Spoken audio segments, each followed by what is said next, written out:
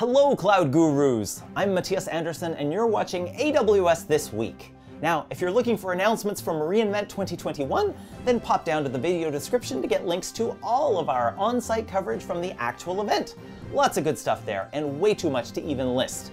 But this is the week after reInvent, so let me tell you about all the new AWS announcements. Yeah, post-reInvent is always a slow week for announcements. But don't feel down, because we still don't have an outage of news to cover. That's right, we're going to dive into the AWS outage of December 7th, 2021. I'll start with a high-level description of what happened from the perspective of us AWS users. Then I'll walk through some of the behind-the-scenes goings-on that AWS has shared in their post-event summary, also linked in the description by the way. And finally, I'll try to leave you with some hopefully valuable takeaways. So let's jump in.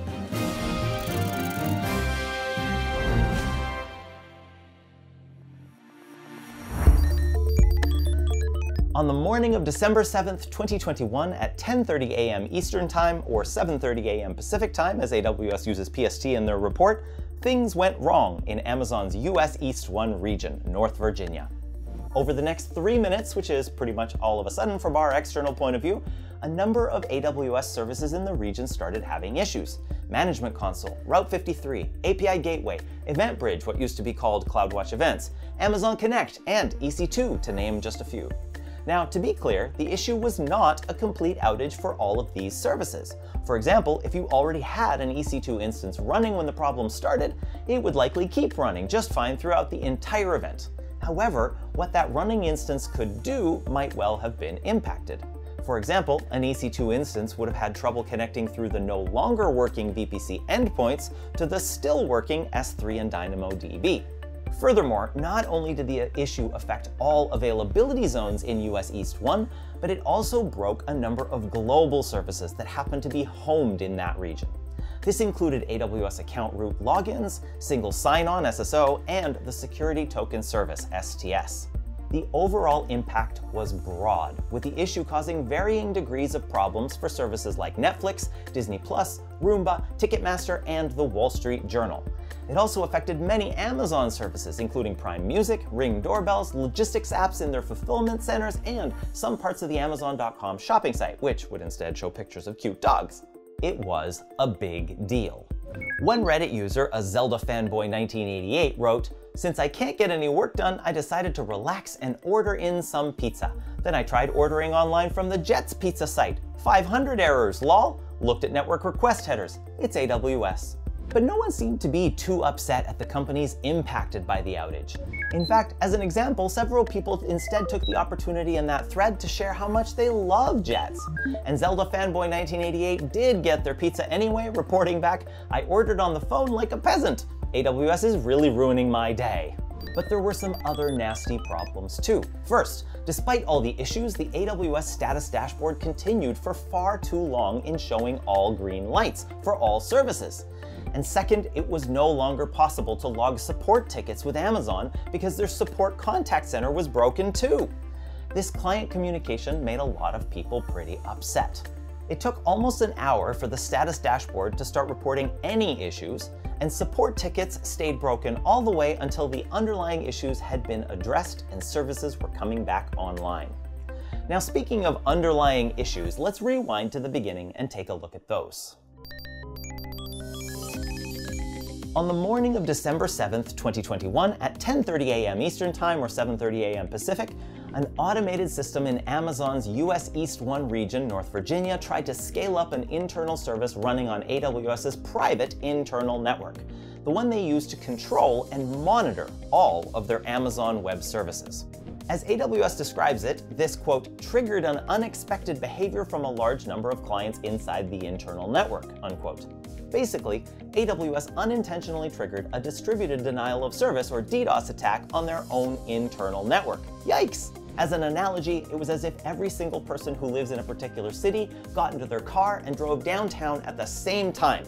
Instant gridlock, nothing moving, not even ambulances, news reporters, nor traffic cops who would try to resolve the issue.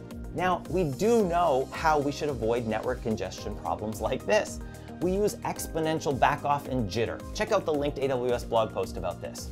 Unfortunately, this requires each client to do the right thing, and as AWS writes in their report, quote, "A latent issue prevented these clients from adequately backing off during this event." Yeah, oops.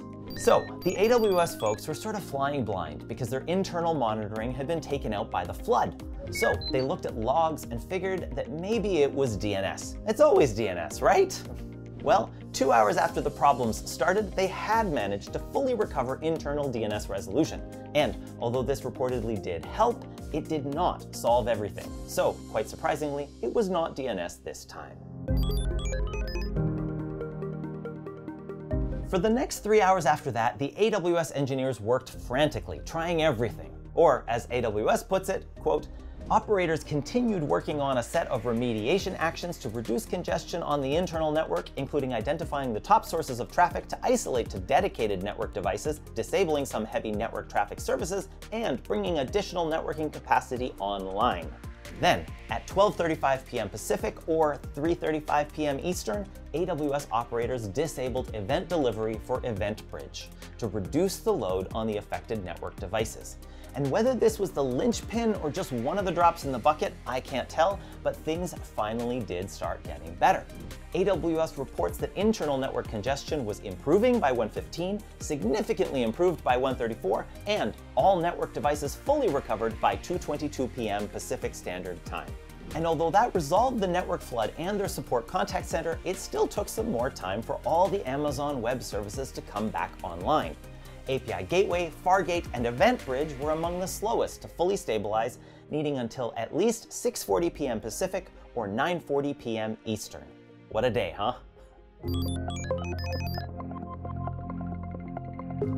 Okay, so AWS has called out some things that they've learned from this event. One key thing, and it might seem obvious, is that they need to do a better job of communicating with customers during operational events and not letting those systems go down at the same time. They're planning some major upgrades here, but we'll have to wait and see how all that goes. Of course, they're also working to fix the back-off bug, plus some additional network-level mitigation to try to prevent another storm like this. They concluded their report with, "We will do everything we can to learn from this event and use it to improve our availability even further." But what about us then? What can we learn? Well, during the event, there were lots of responses, ranging from the throw the baby out with the bathwater type, "No cloud for you," to the naive, well, multi-cloud solves everything, right? Of course, lots more responses were more moderate, things like, "Hey, we should use multi-region at least." But don't overreact because knee-jerk architecture change is, by definition, ill-considered. Now, we've learned in IT that agility is the name of the game. Figure out what actually matters most to your users. And as Werner Vogels, CTO of Amazon, is famous for saying, everything fails all the time. Now, it definitely is possible for us to come up with strategies and architectures that avoid us being impacted by a repeat of this particular problem. But if this were a simple thing to do in advance, whether through multi-region or whatever, then I'm sure Amazon would already have done that for things like their AWS Status dashboard, right? But as they point out, quote, "Networking congestion impaired our service health dashboard tooling from appropriately failing over to our standby region," unquote. Yes, they actually did have a multi-region setup, but their failover mechanism failed. It's like losing the key to your doomsday bunker and winding up locked out, prepared in theory, but not in practice. Those are seriously smart engineers they have, but they're also still human.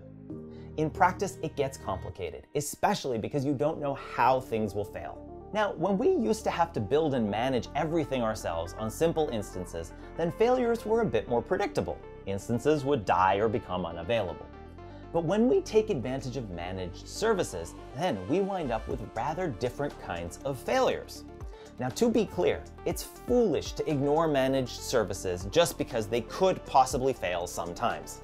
That would be like deciding to only walk and swim your way around the world because you've heard that some planes have crashed and some boats have sunk.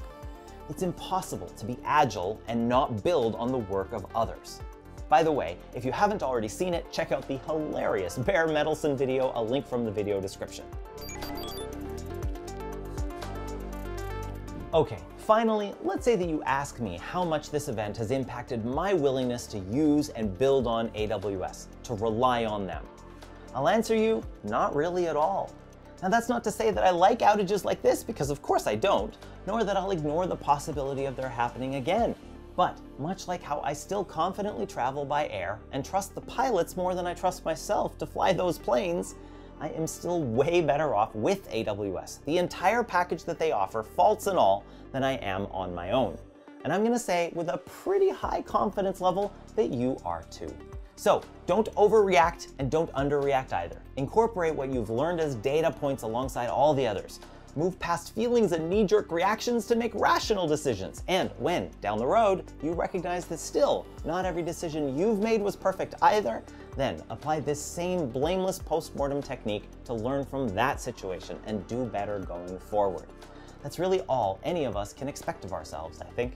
So take care of those around you, embrace hug ops, and keep being awesome, cloud gurus.